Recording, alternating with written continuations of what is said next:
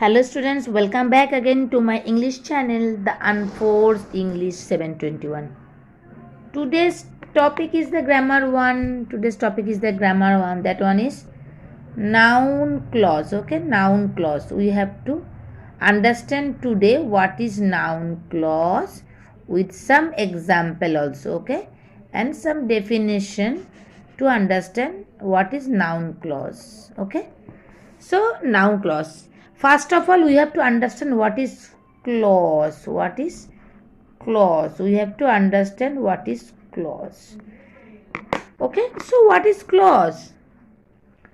A clause, we have to write the definition.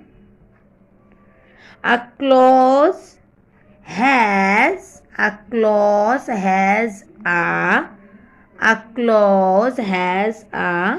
subject. Okay, I'm not writing total subject, only sub I'm writing, subject and a verb and functions as one part as one part of the sentence. Okay, that is a clause. Okay, so clause কি? Clause হচ্ছে এমন একটা part সেন্টেন্সে যার মধ্যে একটা subject থাকবে, একটা ভার্ব থাকবে। ওকে, এবং সেন্টেন্সের একটা পার্ট হিসাবে কাজ করবে। Now you have to understand what is noun clause. What is noun clause? What is noun clause? Okay, what is noun clause? So we have to understand this definition first. A noun clause is a clause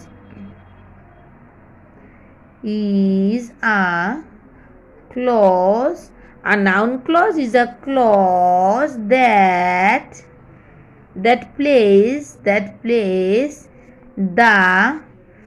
plays the role of a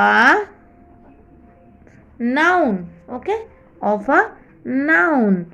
Noun clause হচ্ছে এমন একটা clause যেটা play করে নাউনের রোল। Okay, for example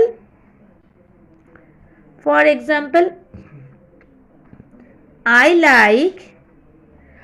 like what I see. আমি দেখি যা আমি পছন্দ করি। ওকে, so here like all clauses, a noun clause has a subject and a verb. मतलब कि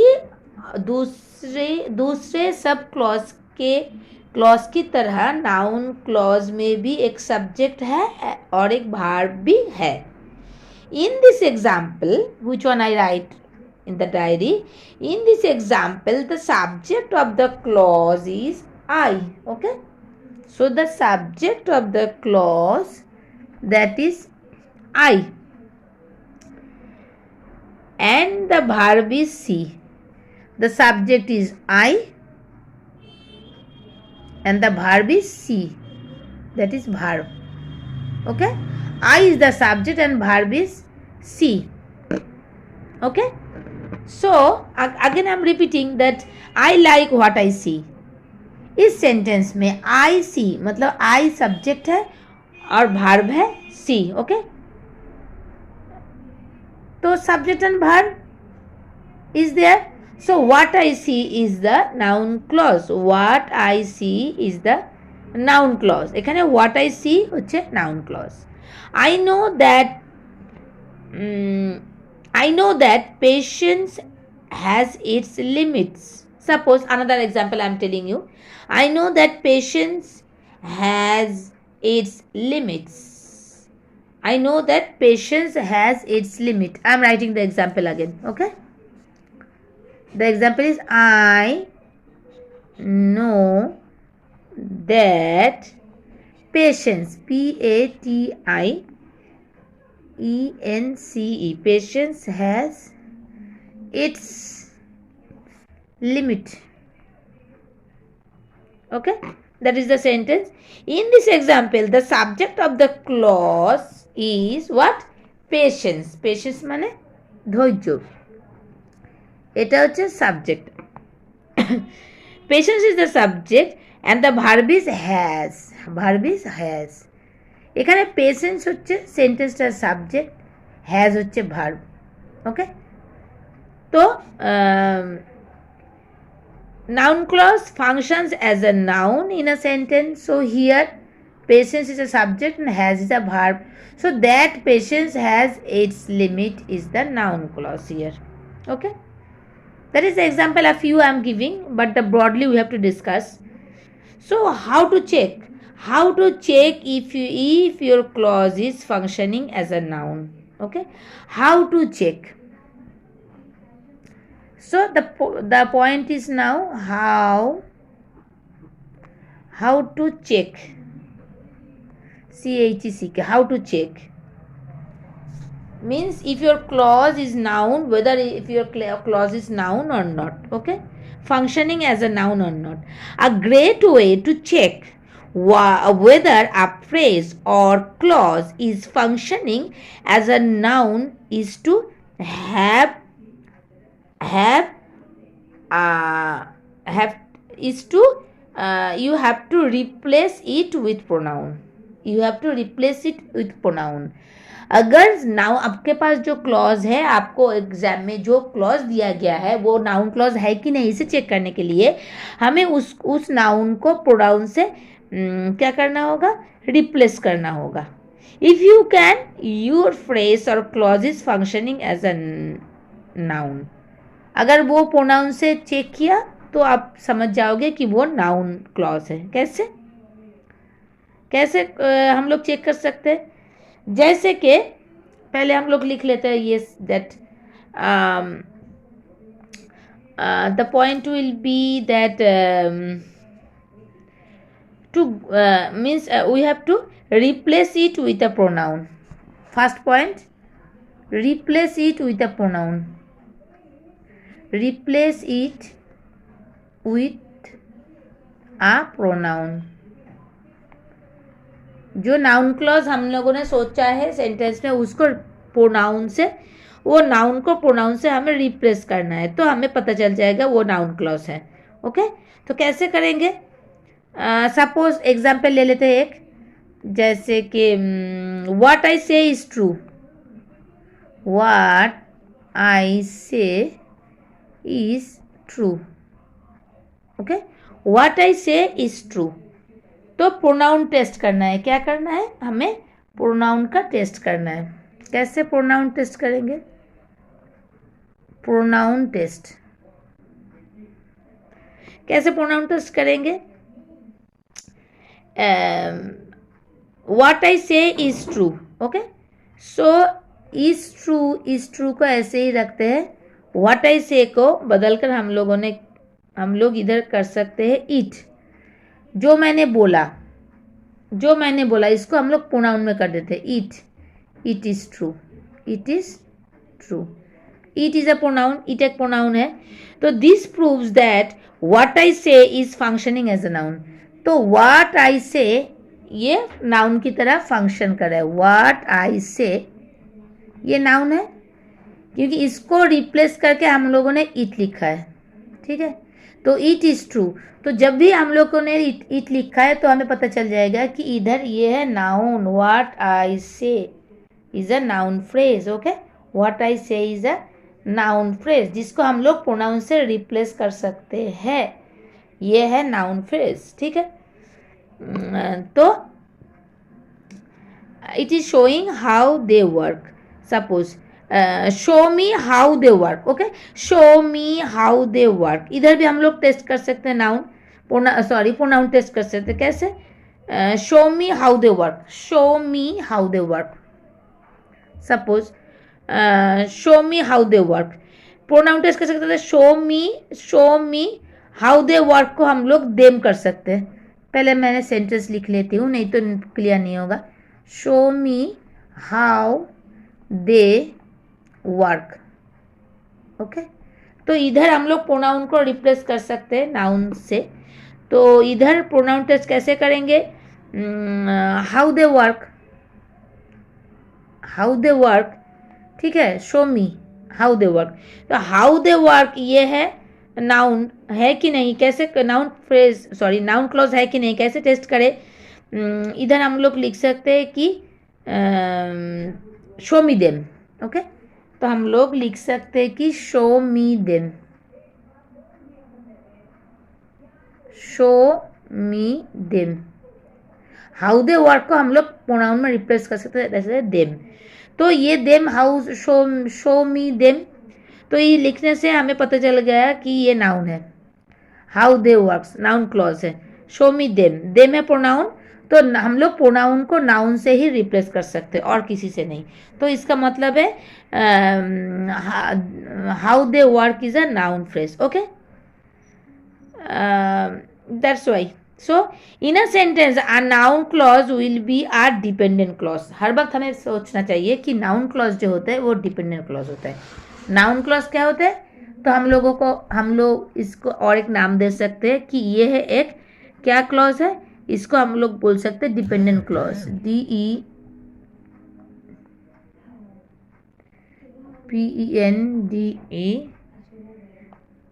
DEPENDENT, dependent clause. Noun clause को हम लोग डिपेंडेंट क्लॉज भी बोल सकते हैं, ठीक है। तो in a sentence a noun clause will be a dependent clause. In other words हम लोग ये भी बोल सकते हैं कि a noun clause does not stand alone as a complete thoughts. Dependent clause का मतलब है noun clause does not stand alone as a complete thoughts. Noun clause अकेले नहीं खड़े हो सकता, एक डिपेंडेंट क्लॉज है, दूसरे के ऊपर डिपेंड करता है, दूसरे का मतलब सेंटेंस के दूसरे पार्ट के ऊपर। So the term noun clause might sound confusing, okay? But finding and identifying one is much easier than you might think. मतलब मैं बोलना चाहती हूँ कि नाउन जो क्लॉज है वो थोड़ा कंफ्यूजिंग लग सकता है पहले पहले, पर इसको ढूंढना और इसको पहचानना बहुत ही इजी है। जितना आप लोग सोच रहे हैं कि ये टफ है उतना टफ ये नहीं है, ये बहुत ही इजी है। तो कैसे? Simply put a noun clause, simply put क्या पुट करना है हमें? A noun clause is a dependent clause that takes the place of a noun in the sentence. ये हमें हमारे अंदर इनपुट करना है। नाउन क्लॉज और कुछ नहीं है, नाउन क्लॉज एक डिपेंडेंट क्लॉज है जो क्या करता है, नाउन के प्लेस में बैठकर नाउन के जैसा काम करता है, ठीक है। So noun clause is a dependent clause that takes the place of a noun in a sentence. Noun clause is ये सेंटेंस हम लोग लिख लेते हैं, ओके, बहुत ही फायदेमंद है। तो हमें ये सेंटेंस नोट की तरह लिख सकते हैं कि noun clause takes the place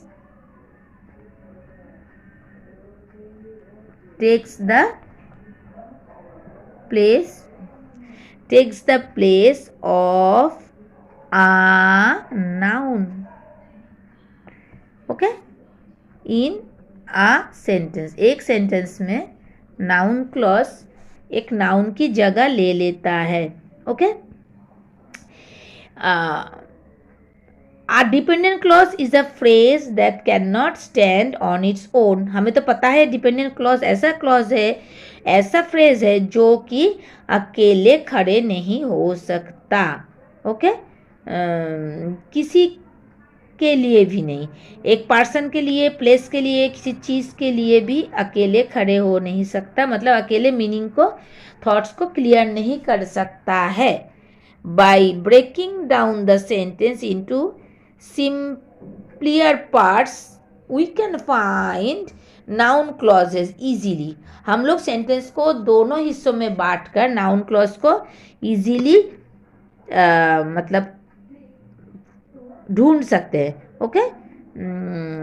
so you have to do with a bit more work. You can identify the noun clause easily. Okay, so find the sentence dependent clause. Find the sentences dependent clause. First तो हमें पहले sentence में dependent clause ढूंढना है. अ noun clause is always a dependent clause, because क्योंकि noun clause हर वक्त एक डिपेंडेंट क्लॉज है. ओके, नाउन क्लॉज हर वक्त एक डिपेंडेंट क्लॉज है. तो हमें एक तो पॉइंट मिल गया कि प्रोनाउन से रिप्लेस करो, और सेकेंड पॉइंट क्या मिल रहा है हमें, that noun clause is always a dependent clause. So find the dependent clause in the sentence. तो second point है find the dependent clause. Find the dependent clause in a sentence. In the sentence, sentence में dependent clause को हमें ढूंढ कर निकालना है पहले, क्योंकि वही होगा हमारा क्लॉज. सो पहले हमें डिपेंडेंट क्लॉज को निकालना है. यह है एक पार्ट सेंटेंस का that can not stand on its own. वो एक सेंटेंस का एक पार्ट होगा जो अकेले नहीं खड़े हो सकता. सो क्लॉज इन अ सेंटेंस. सो हमें इसके बाद क्या लिखना है कि it is a part, it is a part of the sentence, it is a part of the sentence. ये sentence का एक part है. it is the part of a sentence that जो cannot stand on its own. खुद के पैरों के ऊपर खड़े नहीं हो सकता, मीनिंग क्लियर नहीं कर सकता. Okay, as an independent thoughts, मतलब पूरा क्लियर नहीं इंफॉर्मेशन दे सकता. Okay, so we have to start by looking at the sentence and trying to find dependent clause. If there is one, then it could be your noun clause. So easy. तो sentence मिलने के बाद ही हमें पहले dependent clause को ढूंढ कर निकालना है. तो वही होगा हमारा dependent noun clause. For example, if you say I don't know where the concert is, suppose आप बोल रहे हैं कि I don't know where the concert is. Example लेने से सेंटेंस बहुत ही अच्छी तरीके से क्लियर हो सकता है, थॉट्स क्लियर हो सकता है. तो हमें एक एग्जाम्पल भी लेना है, जैसे कि I don't know where the concert is. where the concert I don't know where the concert is. यह sentence. The first part of the sentence I don't know, isn't it? Sentence का जो first part है वो क्या है, I don't know. Okay, that is the first part of the sentence. Okay, it can stands on its own. It can stands, तो मैं इधर लिख देती हूँ stands.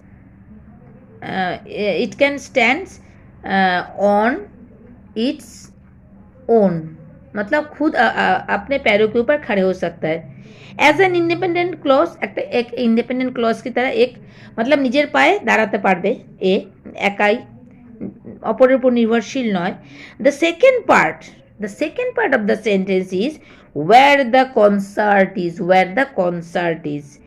This sentence can't stand alone. यही सेंटेंसटा इसका इधर मतलब क्लियर नहीं है, ये अकेला खड़ा नहीं हो सकता. तो इसे हम लोग कह सकते हैं where the concert is, से कह सकते हैं क्या, डिपेंडेंट क्लॉज ना, डिपेंडेंट क्लॉज. इसे हम लोग डिपेंडेंट क्लॉज कह सकते हैं. Okay, so look for a question word to link the clauses.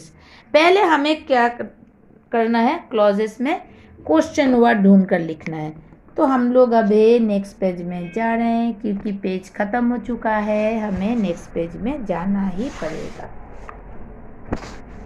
थोड़ा सेट कर लेते हैं, ठीक है. तो थर्ड पॉइंट हमें मिल गया, क्या करना है, लुक ढूंढना है. फॉर आ क्या करना है, क्वेश्चन वर्ड ढूंढना है. क्वेश्चन वर्ड पहले ढूंढना है. To link the clause, to link करने के लिए, लिंक द क्लॉज, जिसके साथ क्लॉज जुड़ा रहेगा, जिसके साथ क्लॉज जुड़ा रहेगा। पहले हमें क्वेश्चन वर्ड ढूंढना है जो लिंक रहेगा, जिसका लिंक रहेगा क्लॉज के साथ, उसे मिलने से ही हमें पता चल जाएगा कि इधर से क्लॉज शुरू हो रहा है। ठीक है, most of the time noun clause start with the question word, मतलब ज़्यादा से ज़्यादा नाउन क्लॉज शुरू होता है क्वेश्चन वर्ड से। Okay, so sometimes that called as subordinating words. The word can either be a relative pronoun which acts as a noun. ये word जो क्वेश्चन वर्ड है ये हो सकता है कोई रिलेटिव प्रोनाउन जो काम करता है नाउन की तरह, और सबऑर्डिनेटिंग कंजंक्शन भी हो सकता है, जैसे कि this word links the two clauses. मतलब ये जो वर्ड होता है, मतलब ये जो वर्ड होता है, मतलब कौन सा वर्ड, क्वेश्चन वर्ड, ये क्या करता है, ये दोनों को जोड़ता है। This word links two clauses together. Okay, this question word, इसको भी हम लोग लिख सकते, दिस क्वेश्चन वर्ड, ये जो क्वेश्चन वर्ड होता है ना, ये क्या करता है, लिंक करता है, मतलब जुड़ता है। किसको जुड़ता है, द टू क्लॉजेस, एक है डिपेंडेंट और एक है इंडिपेंडेंट, टू क्लॉजेस टुगेदर, एक साथ जोड़ता है। Okay, together and address the question from the independent clause, तो जोड़ता है और एक क्वेश्चन की तरह इंडिपेंडेंट क्लॉज को दर्शाता है। A list of pronoun that could indicate a noun clause, कुछ प्रोनाउन ऐसा भी है जो इंडिकेट करता है नाउन क्लॉज को, जैसे कि हु, हुम। ठीक है, तो हम लोग लिख सकते हैं ये वर्ड हु, हुम, फिर वाई भी लिख सकते हैं, वेदर, WHETHER, वेदर, फिर दैट है, और है हाउ। ठीक है, these words usually introduce a noun clause, ये नाउन क्लॉज को इंट्रोड्यूस कर सकते। तो ब्रैकेट में हम लोग लिख सकते हैं कि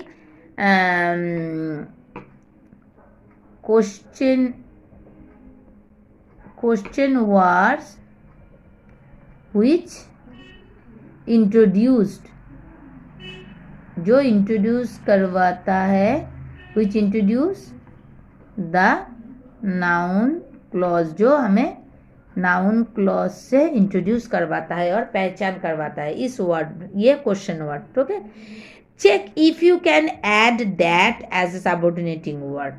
अब दैट भी ऐड कर सकते हो।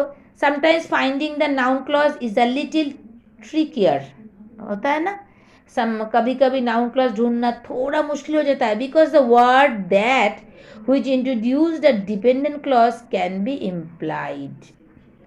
कभी कभी दैट से जुड़ा होता है दो क्लॉज और वो दर्शाता है एक डिपेंडेंट क्लॉज को। This means it isn't actually in the sentence but the clause is still dependent because the word is implied.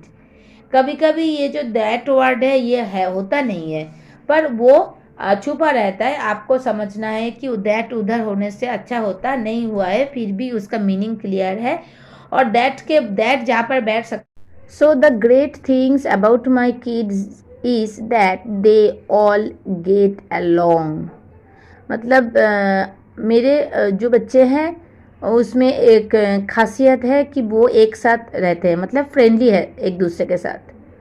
तो हम लोग लिख लेते हैं ये सेंटेंस को समझने के लिए। ओके, क्योंकि इसे लिखने के बाद ही हम लोगों को ठीक से एग्जाम्पल के साथ ही समझ में आएगा। Okay, because you might not initially see how to break this sentence down. Okay, but try adding that and make the sentence. So the example will be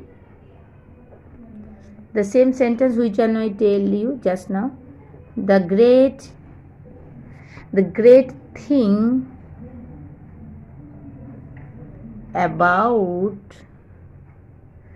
about my kids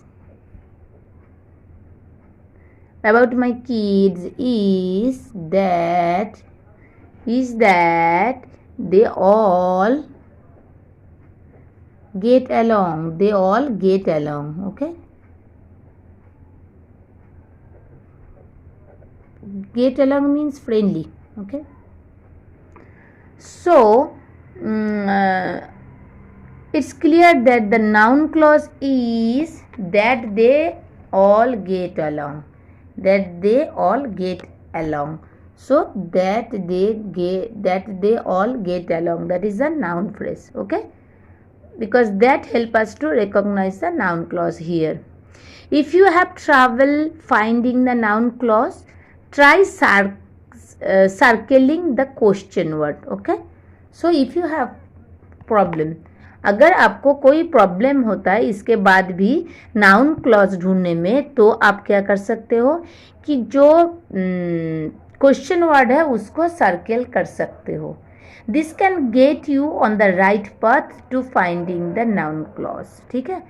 तो इससे क्या होगा, हमें सुविधाएं होगी कि हम लोग नाउन क्लॉज को इजीली ढूंढ पाएंगे. Also look for the sentence verbs to get you started. आप ऐसे भी कर सकते हो कि आप भार्ब को ढूंढ सकते हो.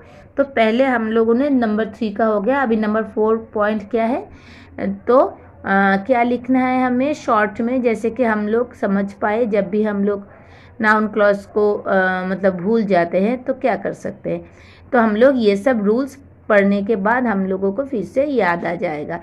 तो हमें लिखना है पॉइंट दैट, पूरा सेंटेंस से लिख सकते हैं हम लोग. If we have trouble finding the noun clause, finding the noun clause, try circling, try हम लोग सर्कल कर सकते हैं. try circling what, the question word, the question words, the question words in the sentence. Sentence में जो भी question word है उसे हम लोग सर्कल कर सकते हैं. ठीक है. This can help us to find the noun clause. Also look for the sentence verb. Okay. Verb to get you started. Okay. So a noun clause always have a verb. So circling the verb can also show us where the noun clause is. Okay. So circling the verb. Number 5 point क्या लिख सकते हैं हम लोग rules के हिसाब से, कि हम लोग क्या कर सकते हैं कि हमें ये लिखना है पॉइंट में, a noun clause क्या लिखना है, a noun clause always contains, मतलब नाउन क्लॉज में हर वक्त रहता है क्या, contains a verb. Okay, a verb. So if we get the verb, okay, so circling the verb can also show us where the noun clause is. Okay, so a noun clause always contain a verb, and the verbs अगर हमें verb मिल जाए sentence में, तो the verbs can also show us where the noun clause is. The noun clause is. Okay.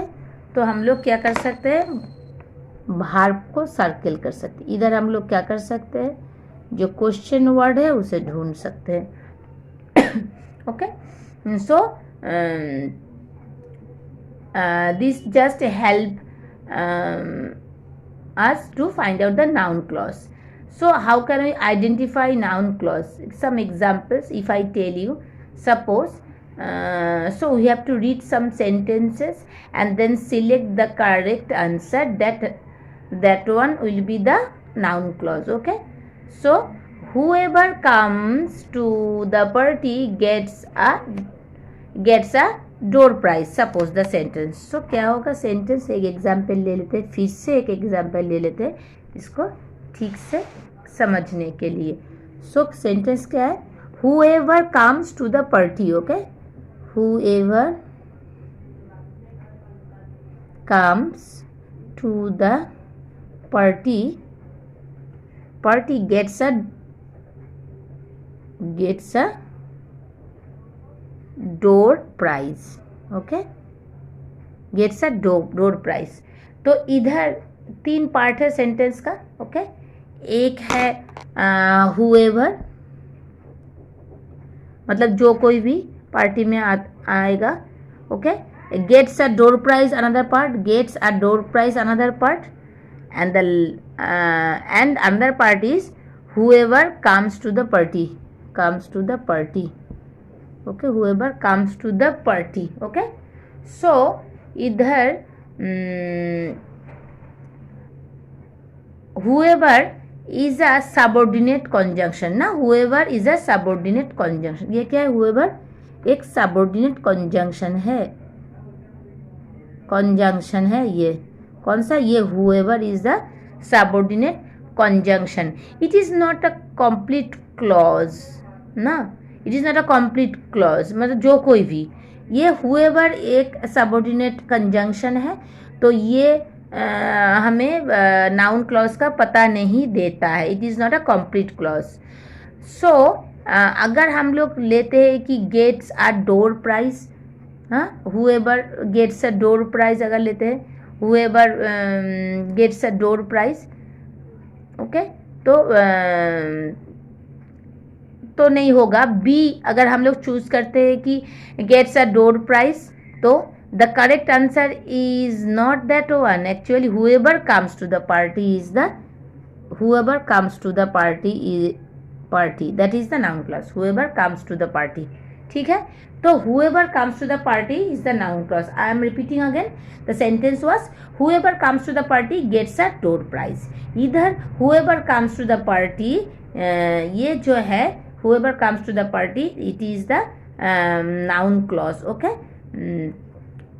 So the correct answer is that one, whoever comes to the party is the noun clause, it is the subject of the sentence and is a noun clause।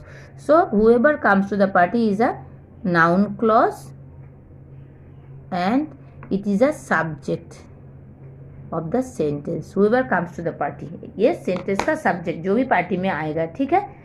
Suppose और एक example ले लेते हैं कि George searched for where the puppy went, George searched for where the puppy went.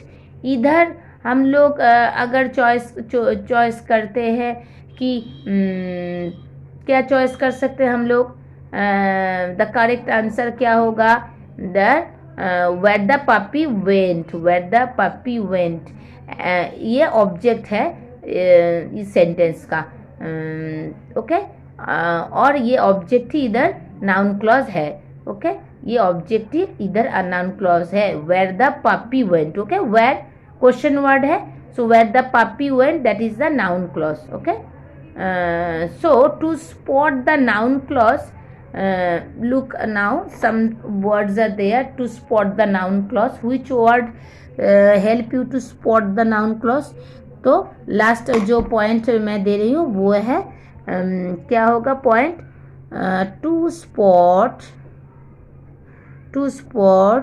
The noun clause, to spot the noun clause, okay. To spot the noun clause क्या क्या वो word हम लोग ले सकते हैं नाउन क्लॉज को spot करने के लिए।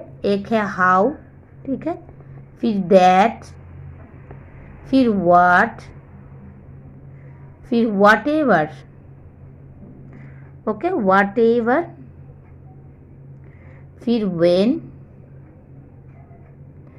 फिर वेयर, ओके, वेदर भी हो सकता है, वेदर, फिर विच भी हो सकता है,